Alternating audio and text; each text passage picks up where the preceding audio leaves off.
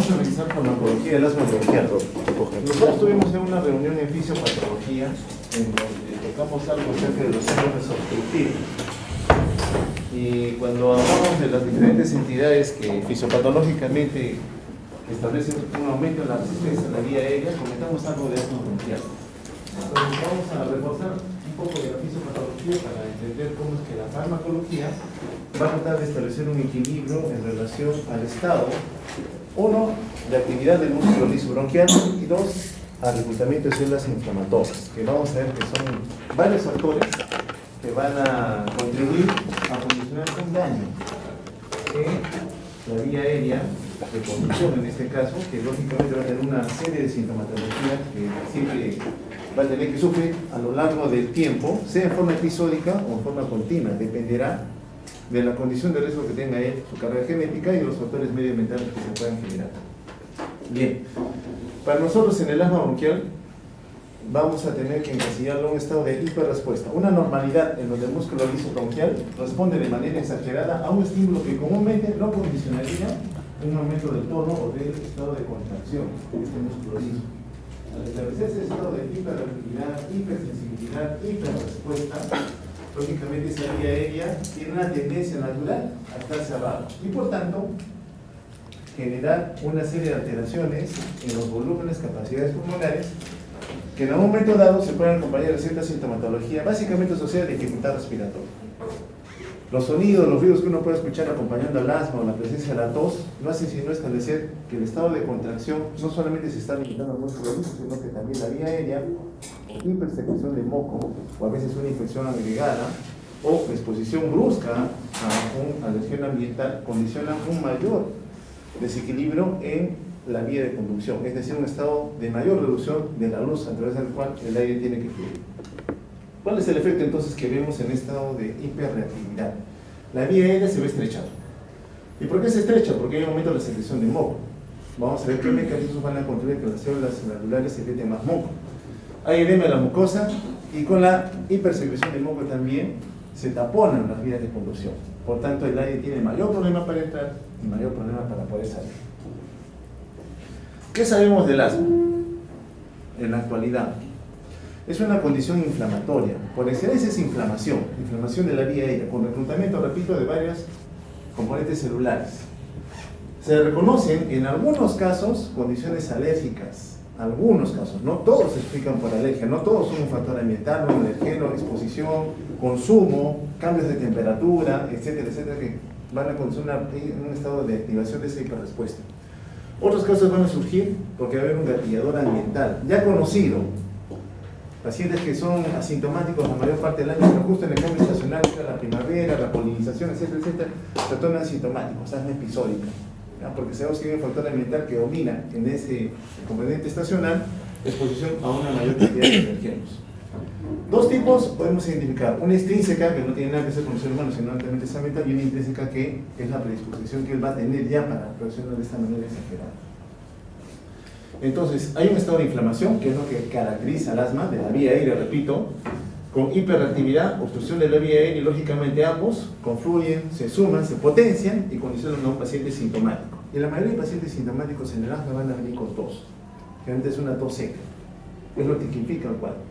Cuando nosotros vemos un paciente sintomático con tos, básicamente pensamos, en nuestro medio, tuberculosis.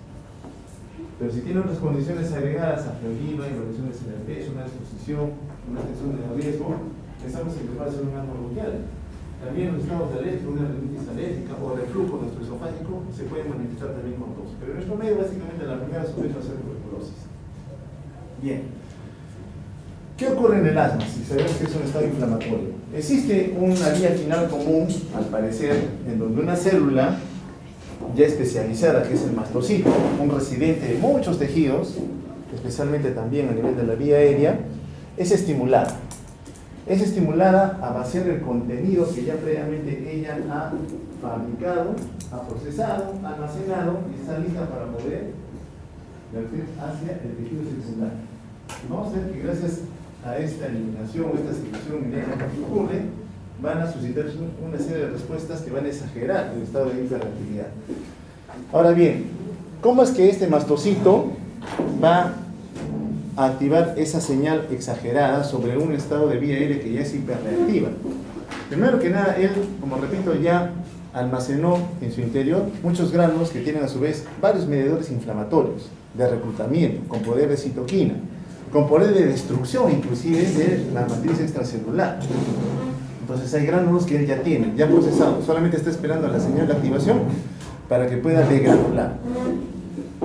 Otro es el daño a nivel de la membrana celular. Nosotros ya vimos en algún momento que existe a nivel de la membrana mucha cantidad de fosfolípidos de membrana, los cuales van a ser materia prima para generar a su vez otros mediadores inflamatorios, que no solamente tienen poder de ser quimioatrayentes, sino que también tienen la capacidad de activar un mayor cierre de la vía aérea de conducción. Activación de genes, repito, predisposición genética que nosotros ya tenemos, para poder activar señal en la célula para que induzca la producción de proteínas inflamatorias. O sea, todo eso se suma al final de cuentas para que haya mayor inflamación. Lógicamente, en ese escenario vamos a ver que el asma va a tener algunas etapas en la evolución en donde nosotros podríamos establecer un mejor control de la enfermedad si actuamos precozmente. Entonces, lo general es que nosotros, como habitualmente ocurre, estamos expuestos a muchos alergenos en el día a día, siempre. Entonces, ese alergeno que nosotros hemos tenido que tener una exposición, a veces un ingreso de esa sustancia cuando hemos ingerido un alimento, alguna droga, por ejemplo, es procesado.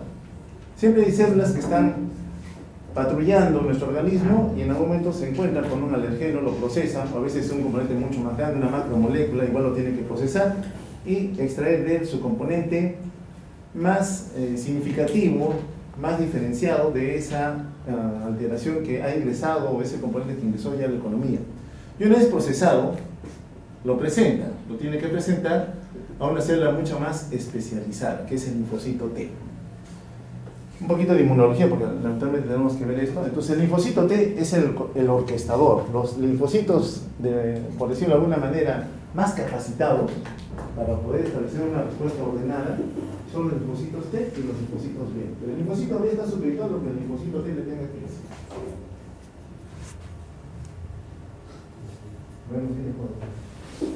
Entonces, este linfocito T está recibiendo la información. Ha ingresado un alergeno. Inmediatamente procesa esa información y va a activar una respuesta de multiplicación celular, una diferenciación. Yo, linfocito T, me tengo que diferenciar. En una respuesta determinada. ¿Que involucre qué cosa? Defenderme de esto. Porque ya me están diciendo que nos están atacando. Entonces le dice al linfocito B que tiene que activarse. Este linfocito B, todavía inmaduro, todavía virgen, por decirlo de nuevo, los linfocitos B virgen, que van entrando al componente ganglionar, van circulando en la economía, hasta que le dice que tienes que activar, se convierte en una célula plasmática. Y la célula plasmática para nosotros es la célula productora de anticuerpos. Y típicamente, el anticuerpo que produce este linfocito B, ya convertido en célula plasmática, es la inmunoglobulina E. Este que está aquí en rojo es un anticuerpo tipo IgE. Y para este anticuerpo tipo IgE, en la fracción cristalizable, tiene ya un receptor preprocesado, ya insertado en la membrana del mastocito. Entonces, producida una cantidad importante de inmunoglobulina E, lo único que hace es buscar aquella célula que exprese receptores para poder engancharse, como lo vemos acá. Entonces, ese mastocito, que previamente ya tiene gránulos preprocesados, almacenados, en su membrana tiene receptores para el anticuerpo IgE, y lo coge. Hasta este momento, esta es inmunidad innata. Hasta el momento que producimos anticuerpo, es inmunidad adquirida, inmunidad específica. No han hecho inmuno, solo estoy haciendo un repaso general de lo que van a ver con la inmunología. O ya hicieron. Bien, entonces en un segundo encuentro nos volvemos a topar con el enemigo. Pero ahora la respuesta es inmediata. Segundos, a veces minutos. La anterior que hemos visto es de horas a días. Porque una cosa es que el macrófago captura el enemigo, lo procesa, se lo presenta al linfocito T, pero el linfocito T tiene que activar otras señales, con la creación de otras citoquinas que hagan que él se active con otro componente celular que lo vamos a ver en qué consiste. Luego activa el linfocito B, el linfocito B se convierte en célula plasmática. Eso no es rápido, demora días. Pero como ya fue procesado en un segundo encuentro, la respuesta es inmediata. Entró el alergeno, encontró el anticuerpo y el mastocito se activó, se degranula. Por tanto, en donde haya mastocito, va a haber liberación de los gránulos que ya ha preprocesado, ya ha almacenado. ¿Así se entiende? La pregunta sería, ¿y qué cosa tienen esos gránulos que me causan tanto daño?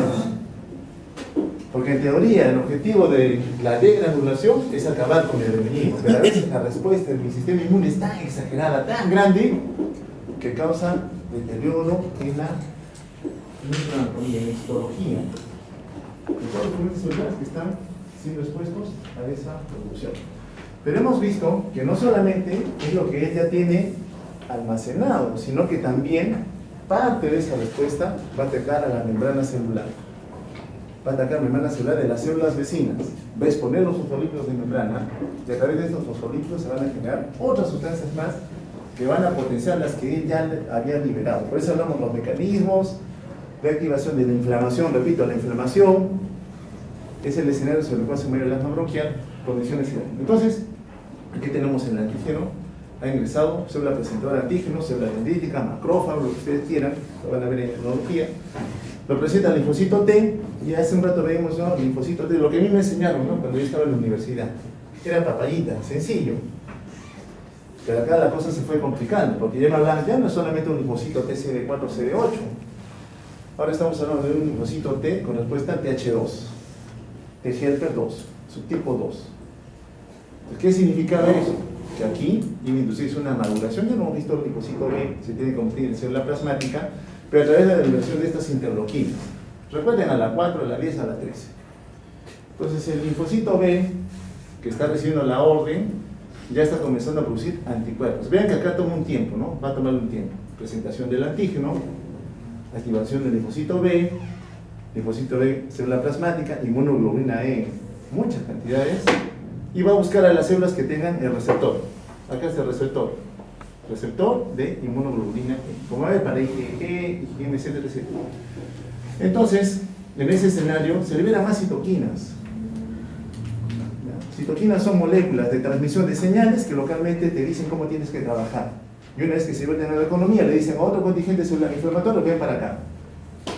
Reclutamos células inflamatorias. Al final de cuentas, el mastocito se degranula. Vean ustedes que promueve la liberación de otras sustancias más, con la degranulación y liberación de más citoquinas, donde la señal cada vez se va amplificando.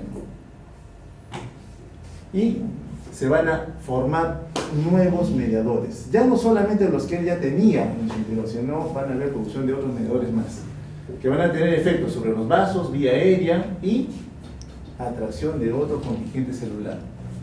Y junto con esto, lógicamente, los efectos clínicos que ya conocemos en la enfermedad, que básicamente, repito, están encasillados en los excesos de tos.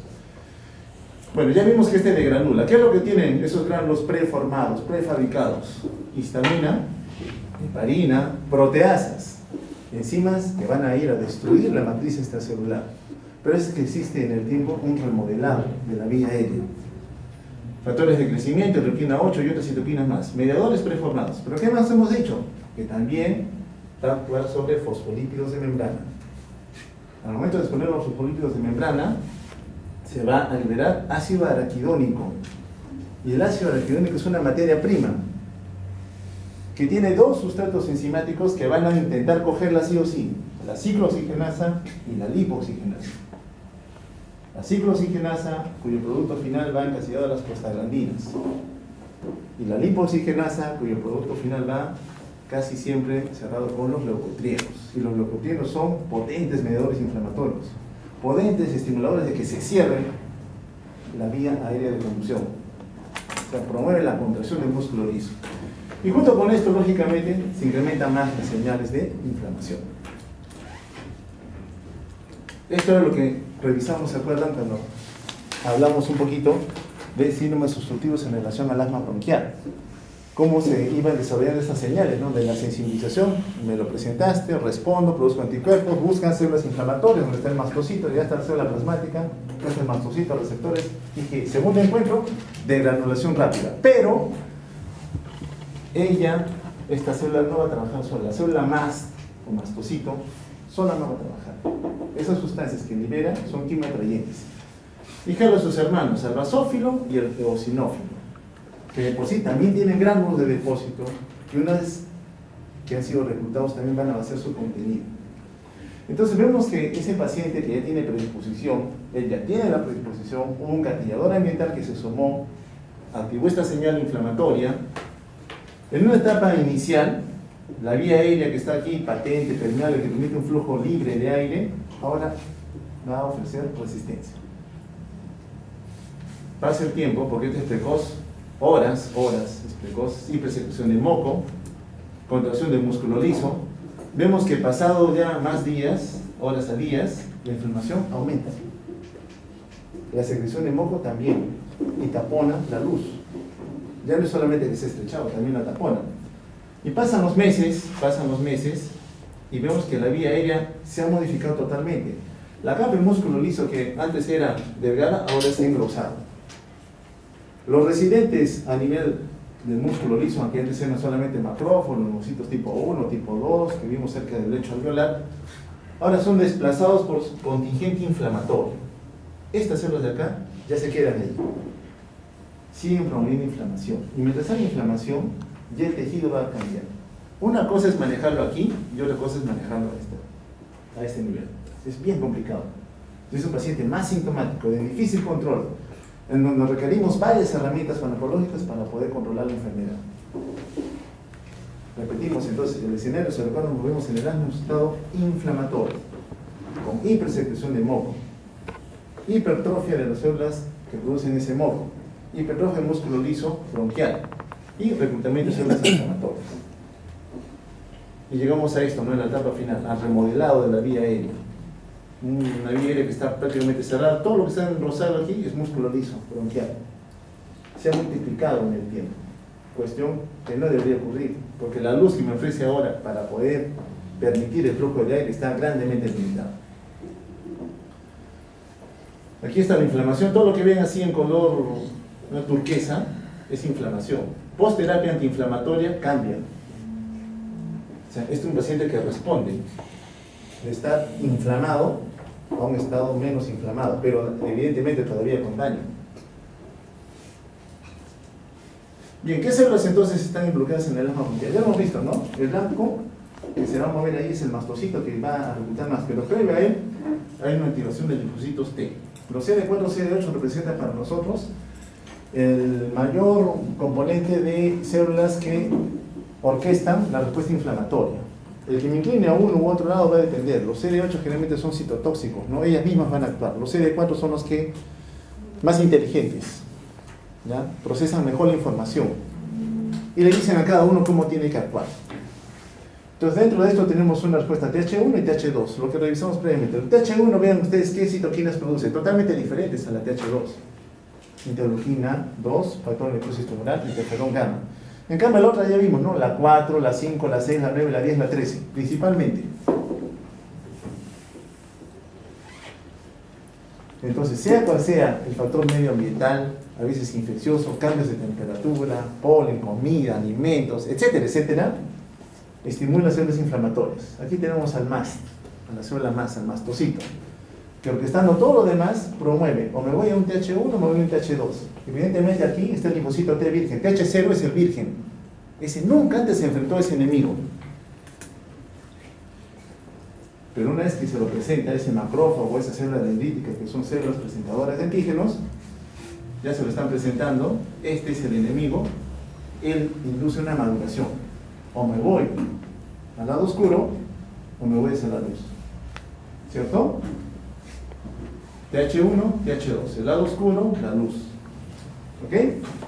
Entonces vean ustedes que cada uno de ellos promueve un contingente de producción local de citoquinas totalmente diferente. Aquí está cómo se lo presenta, ¿no? Todos los lo van a ver en inmunología, pero evidentemente el TH2 estimula el linfocito B para que se convierta en ¿qué? En célula plasmática. Y la célula plasmática es capacitada en producir ¿qué cosa? Anticuerpos. Y en este escenario, ¿de qué tipo? De tipo IG. Tenemos que saber los mediadores, los mecanismos a través de los cuales se genera inflamación Porque mi objetivo en el asma es ir a controlar a todos esos actores, ir a bloquear. Vamos a saber quiénes son los que están actuando, para saber qué tipo de medicamento podría utilizar. Entonces, esto ya lo vimos. Una respuesta controlada para mí es el TH1. Una respuesta descontrolada es el TH2, porque produce mayor reclutamiento de células inflamatorias, mayor producción de citoquinas, inflamación desordenada, descontrolada. Una cosa es una vía aérea que está respondiendo, pero no tan intensamente versus este de acá. Respuesta TH2. Entonces tenemos un paciente que es hiperrespondedor, hipersensible, hiperreactivo. Este es un individuo normal, cualquiera, la mayoría. Siempre respondiendo a factores ambientales. El hipersensible, con la misma concentración, ya responde un poquito más. Antes de que llegue a una concentración determinada, ya está respondiendo. Este no, le tiene que demorar para que responda un estornudo de vez en cuando. Alguien que pasó con una columna con un estornudo, sí. Son hiperrespondedor, hipersensible. El otro es hiperreactivo. Con ese pequeño estímulo ya está reaccionando ya. Tos, rinorrea, le falta el aire, escribir el pecho. Pero la mayoría no responde, porque no somos de este grupo, hiperreactivos. Entonces el paciente asmático es hiperrespondedor. Ese pequeño estímulo, como ocurre a veces en emergencia, me está trapeando el piso, pasa la limpieza y ya comienza a maldonar, estornudar, ya lo veo agitado, colorado, y dije ya está peco, es hiperrespondedor. Es un paciente que, normal, con estímulo ambiental únicamente, ya se conoce. Entonces este TH2 activa la respuesta inflamatoria, para el cual la persona ya tiene una predisposición. No hablar de los otros tipos de hipersensibilidad, porque evidentemente ustedes ya lo van a revisar en inmunología, pero acá vemos solamente interacción de un anticuerpo que actuando a nivel celular produce una respuesta. El tipo 4, que está señalado aquí, es una respuesta donde la misma célula no se vale de nada, ella misma va y destruye. ¿Ya? Es la respuesta celular, por excelencia. Es el linfocito T. Él no le ordena al otro, ve tú y haz esto. Él mismo va y ejecuta. Pero lo van a ver cuando hagan inmunología. Bueno, entonces, nosotros tenemos este tipo de exposición donde en el TH2, lamentablemente, solamente para hacer la comparación, activa mucha inflamación, mucho reclutamiento celular, mucha degranulación, muchos mediadores inflamatorios, y a su vez utilizan ese mismo arsenal para seguir produciendo inflamación sobre la producción de nuevos componentes inflamatorios. Entonces, los mastocitos activados, degranulan histamina, factor de actividad de plaquetas, serotonina, heparina, etcétera, etcétera. Actúan sobre el ácido araquidónico, fosfolípidos de membrana para producir otro componente inflamatorio más. Acá vemos, ¿no?, cómo se van liberando los leucotrienos, actúan sobre sus receptores correspondientes y promueven contracción del músculo liso, migración de eosinófilos y edema de la vía aérea. El leucotrieno solito hace lo mismo que ya vemos en el asma. Cierra la vía aérea, que produzca más moco y trae más células inflamatorias, los leucotrienos. ¿De dónde viene el ácido hialurónico? ¿De dónde viene el ácido hialurónico? Fosfolípido de membrana. ¿Y quién favoreció que el fosfolípido de membrana se exponga? La degranulación del mastocito. Entonces, esto de aquí está ocurriendo.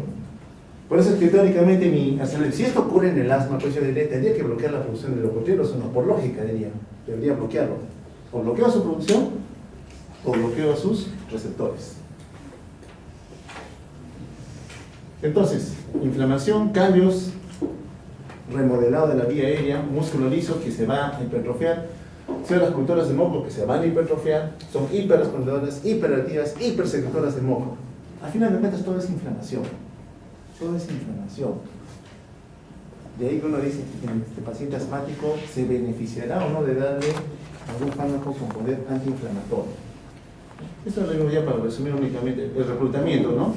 Cuando ocurre la activación en la vía aérea, le dice al endotelio, produce más selectina E, selectina P, por ejemplo, que es un pegamento que agarra al neutrófilo que está circulando por ahí, lo agarra y lo mete a esta zona donde está ocurriendo la inflamación. Se expresan proteínas de adhesión, que son las que están acá, que lo van a ver en inmunología, repito, pero quien indujo esa respuesta fue esa primera activación, esa degranulación del mastocito, solamente su degranulación. Diría uno, pues bloquearía pues al anticuerpo IgE, si es el que se une al alergeno, degranula, podría bloquearlo también, ¿cierto? Bloquear al anticuerpo, para que no ocurra la interacción antígeno-anticuerpo, no ocurra la degranulación. Esta de acá, la IgE. que es el reclutador por excelencia, ¿no? Al final de cuentas, los efectos fisiológicos, propuestas primero, broncoespasmo, edema, obstrucción de la vía aérea, y al final el remodelado. Lo que yo quiero evitar al final de cuentas, sabiendo que esto ocurre en el paciente asmático, toda esta vía inflamatoria, es evitar llegar acá. Porque una vez que la vía aérea está ya sumamente hipertrofada, hipersecretora moco, con reclutamiento de células inflamatorias que ahora son los residentes, me han desplazado al tejido normal, ya ocurrió el remodelado. Este es precoz, este es tardío.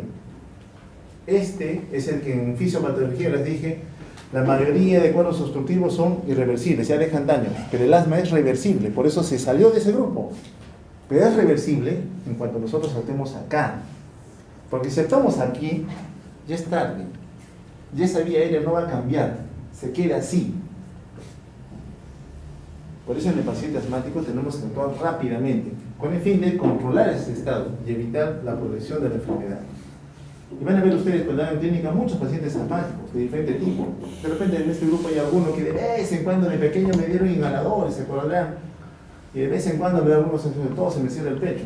Y otros que están todos los días de la semana sintomáticos, con todos que le falta el aire, se despiertan en la noche, que les sirve el pecho, son sintomáticos persistentes, asma persistente, que es leve, moderado, severo, que lo van a ver en clínica, pero lógicamente me está diciendo la inflamación ya se sentó, ya causó remodelado. Bueno, todo esto ocurrió por esa interacción, ¿no? Todo ese reclutamiento celular, la producción de proteínas de membrana, la hipersecreción de moco, la hipertrofia del músculo liso, etcétera, etcétera. Todos los cambios ya lo hemos visto, porque se va a suscitar en el asma bronquial.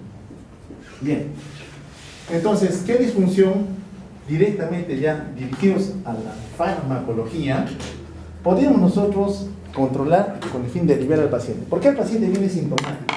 Porque el bronquio está cerrado. Quiere decir que el músculo liso se está contrayendo demasiado. Ese estímulo anormal que ocurrió en algún momento está cerrando el bronquio por contracción del músculo liso.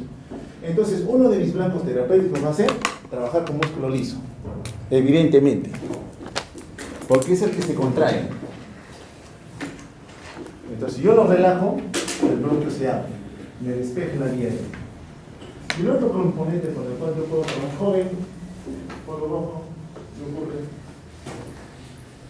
¿Cómo? Yo no quiero. Pero, atrás o no, mira, afuera hay espacio.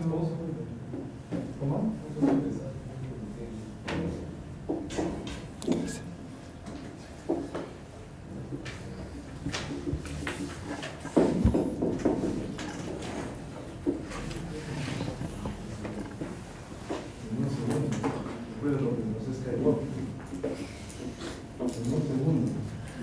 Recuerda cuando el emperador estaba siendo sacado,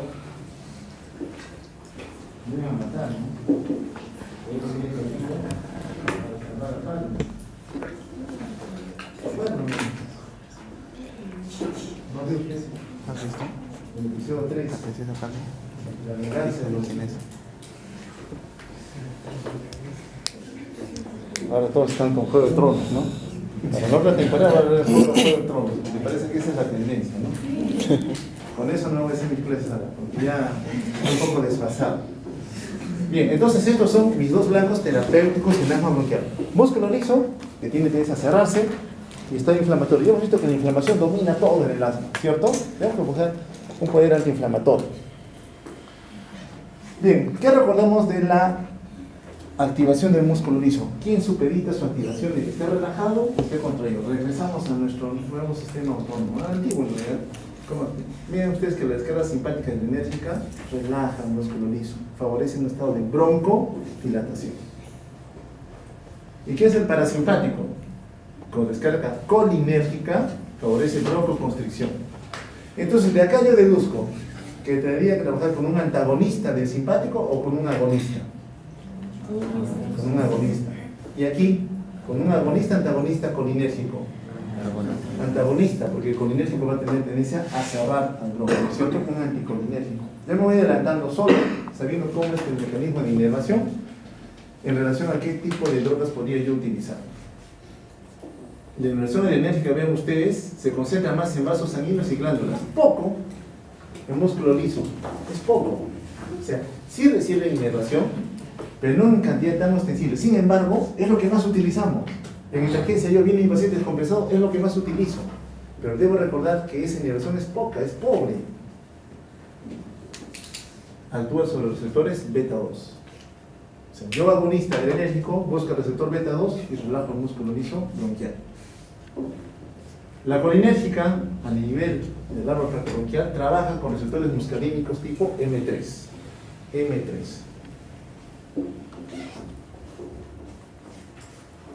Bien, hay otras fibras más, las NAC, no adrenérgicas, no colinérgicas, que pueden ser estimuladoras, broncoconstricción, inhibidoras de bronquodilatación. Como dice, no son adrenérgicas, no son colinérgicas, ¿a quién responden? Neuroquinina A, proteína relacionada al gen de la calcitonina, sustancia P, bradykinin, fenitinina, norepinefrina Y, todo es broncoconstricción.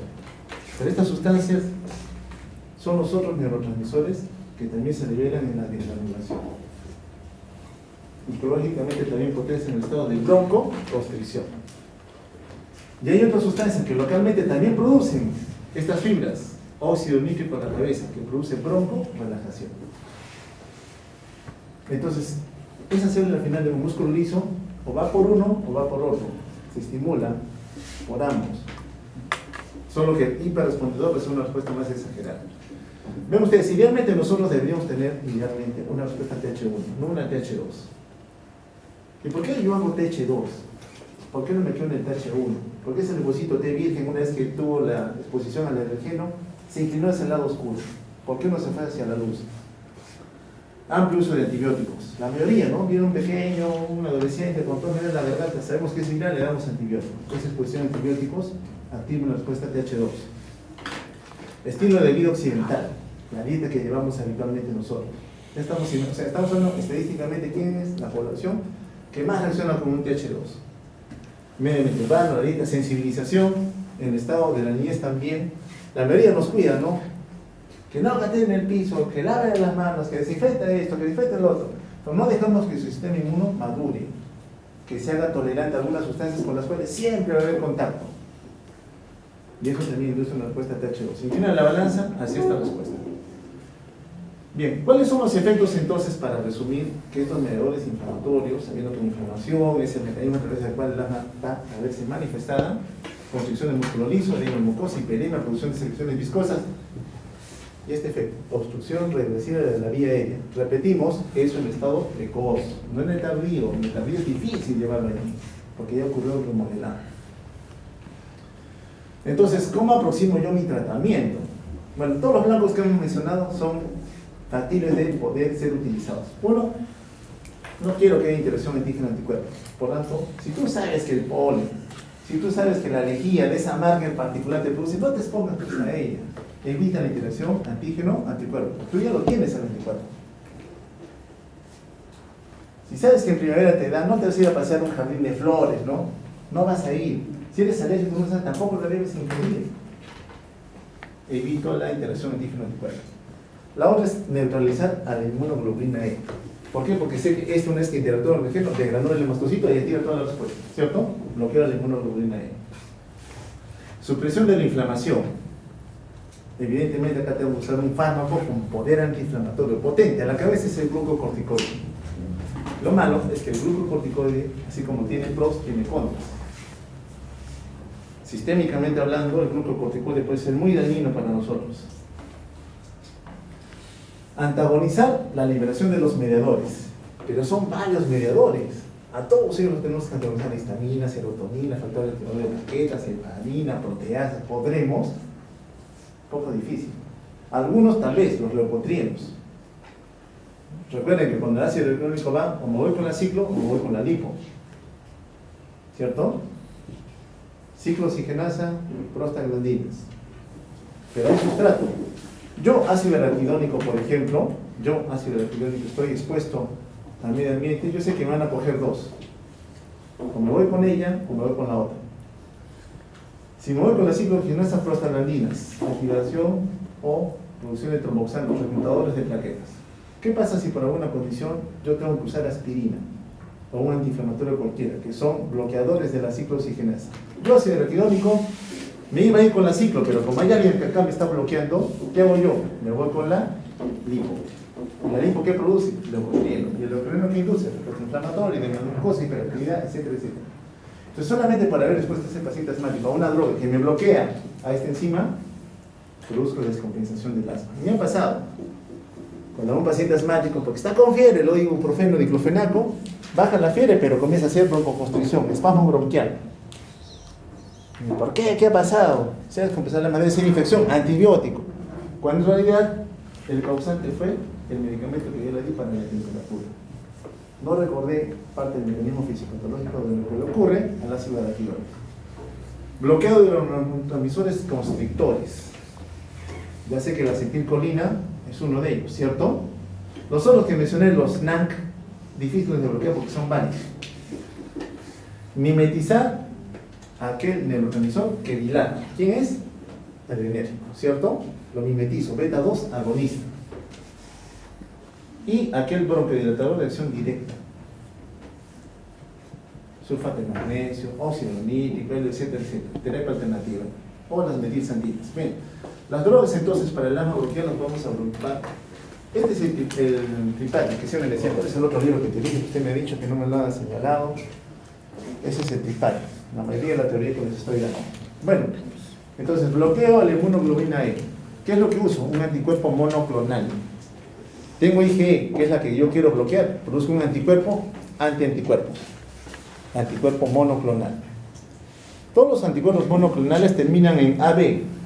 Cada vez que ustedes vean que termina en AB, es un anticuerpo monoclonal. ¿Qué dice acá? Omalizumab. AB de antibody. Anticuerpo. Hay muchos medicamentos en terapia biológica que terminan, son anticuerpos monoclonales. Los corticoides, sí, son buenos. Sistémico, lo malo que una vez que uno le inyecta por vía parenteral, vía oral, actúan en toda la economía. ¿Van a ir al bronquio? Sí. ¿Van a poner inflamación? Sí, pero también van a ir a otras estirpes celulares y van a entorpecer funciones, lo cual a mí no me conviene. Si bien es cierto, controla la enfermedad, la exposición sistémica tiene efectos colaterales importantes. Lo ideal sería, si yo sé que la vía aérea es enferma, darle un fármaco que ingrese directamente por vía aérea, por vía inhalatoria.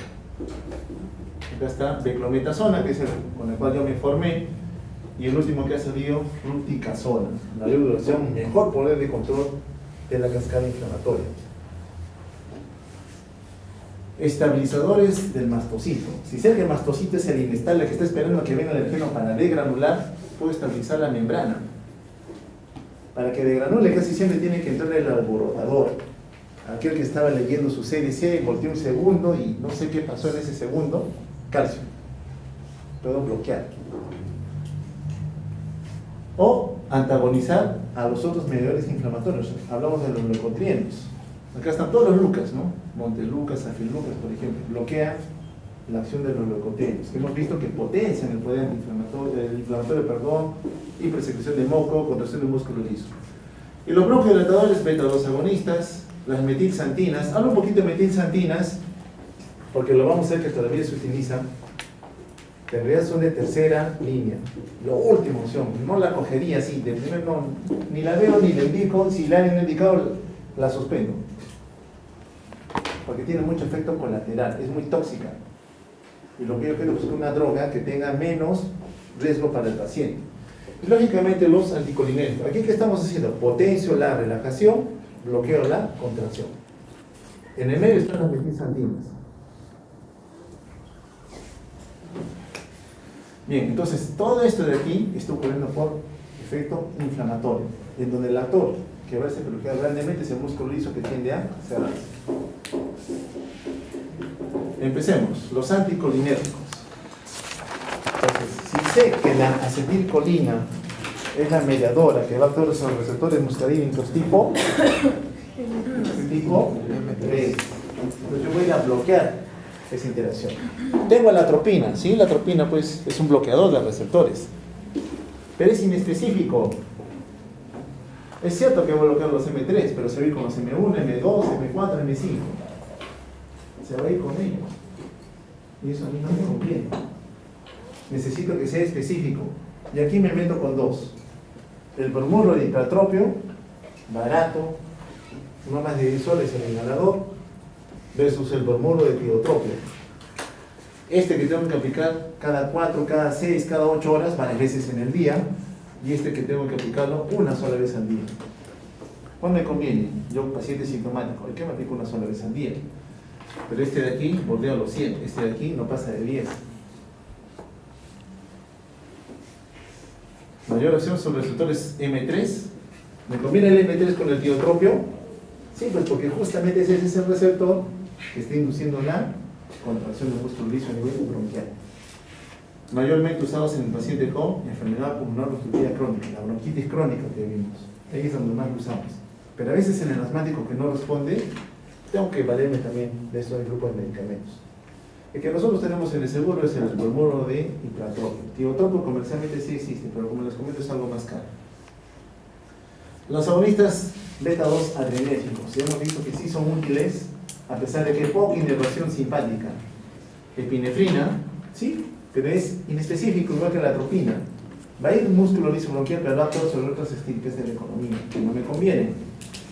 Isoproterenol beta-1, beta-2, o sea, se mete con corazón. Recuerden que el beta-1 está en corazón. Terbutalina, albuterol, pibuterol, bitotenolol, predomino beta-1 sobre beta-2. Me conviene, sí, pero lamentablemente también se mete con corazón. ¿Por qué es importante hablar de eso? Porque cuando los pacientes reciben esta terapia, su principal queja en algunos es, viene palpitaciones. O le estás nebulizando con el medicamento y presenta taquicardia, y eso les molesta. Entonces a mí ya me cierra, ya no puedo usar un beta-2 agonista.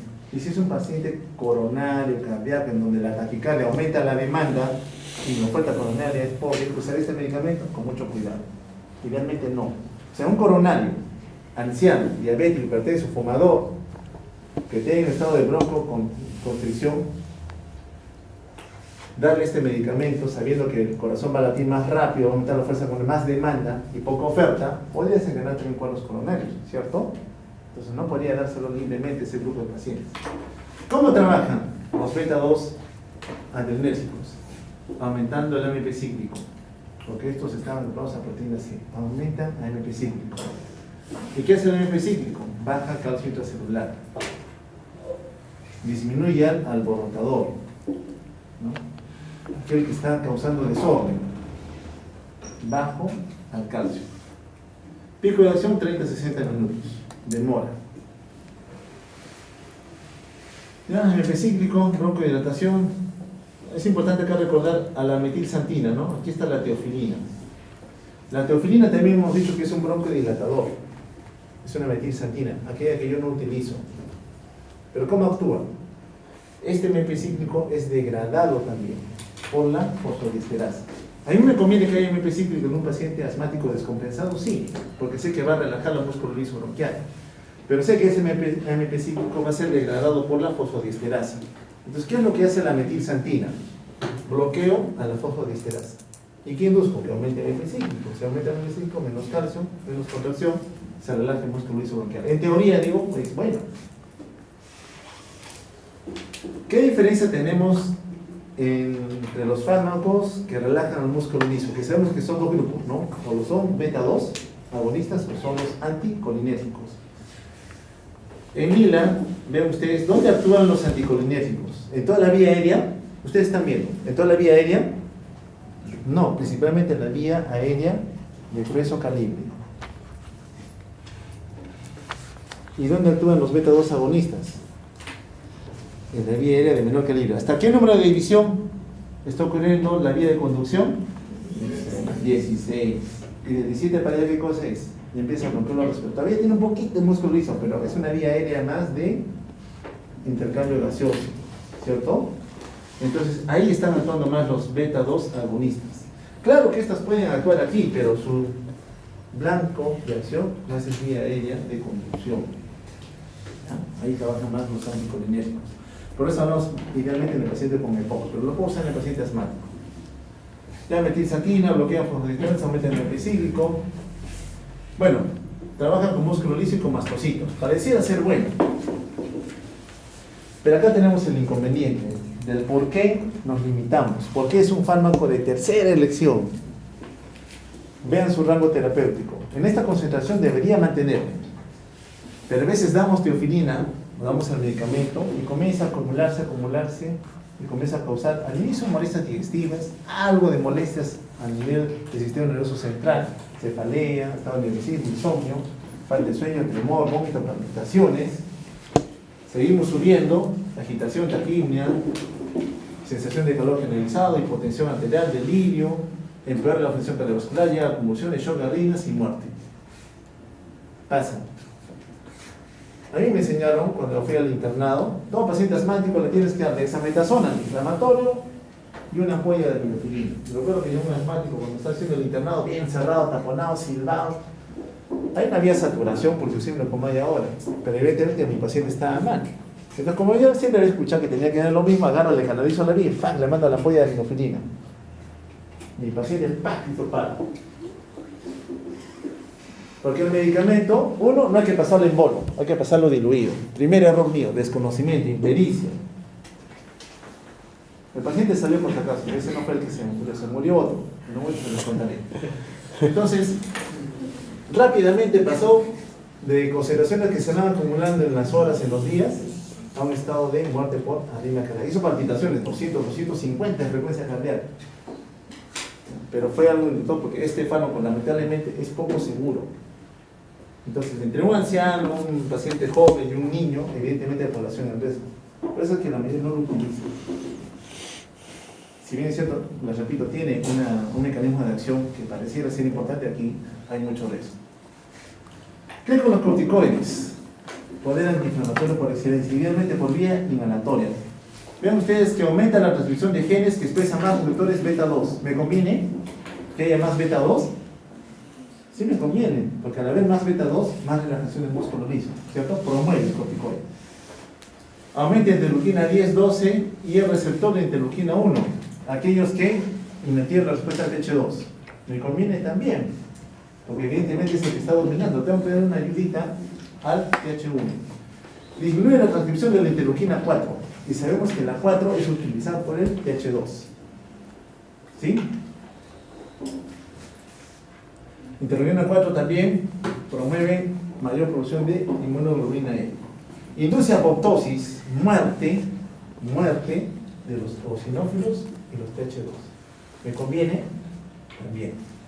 Entonces diría, este medicamento es formidable porque está atacando justo a aquellos involucrados en la generación del daño. Pero recuerden ustedes que el corticoide por vía sistémica no me conviene mucho, porque cuando hagamos fisiopatología de la corteza adrenal, vamos a ver que la sobreexposición a los corticoides tiene severos efectos en la economía del paciente.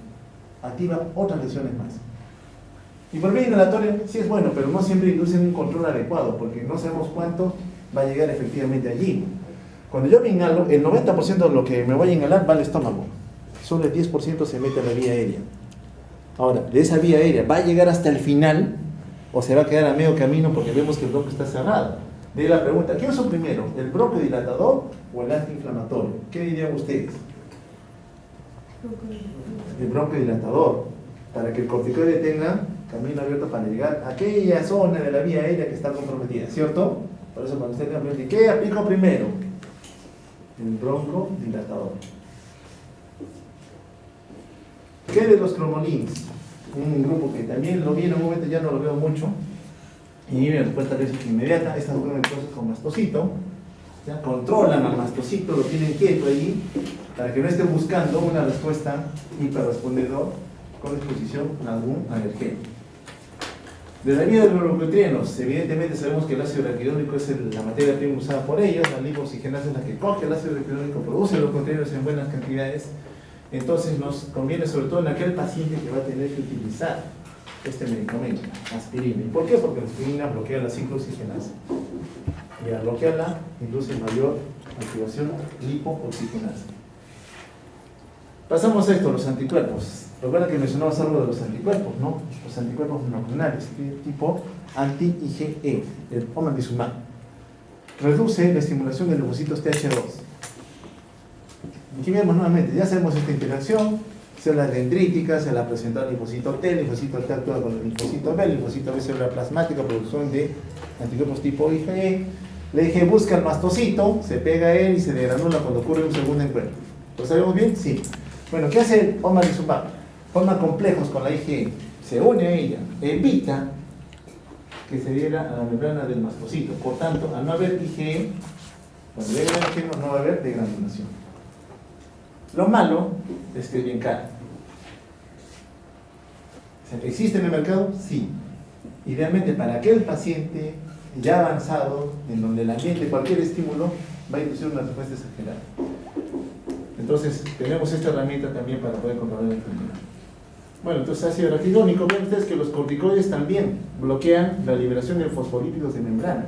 O sea, por ahí también me convienen los corticoides. Bueno, si aún así ha sido sobrepasado lipoxigenasa, tenemos bloqueadores de la lipo, siloutón por ejemplo, y si aún así se han producido los leucotrienos, tenemos que evitar este reclutamiento de células inflamatorias trabajando ¿con quién? Con los receptores, ¿no? Con los receptores. Que eviten este efecto de daño sobre la vía aérea. Bien, ¿alguna pregunta hasta aquí en relación a asma bronquial? Un break, 5 minutos, ¿está bien? Porque pasamos al otro. ¿Está bien? Voy a seguir de frente con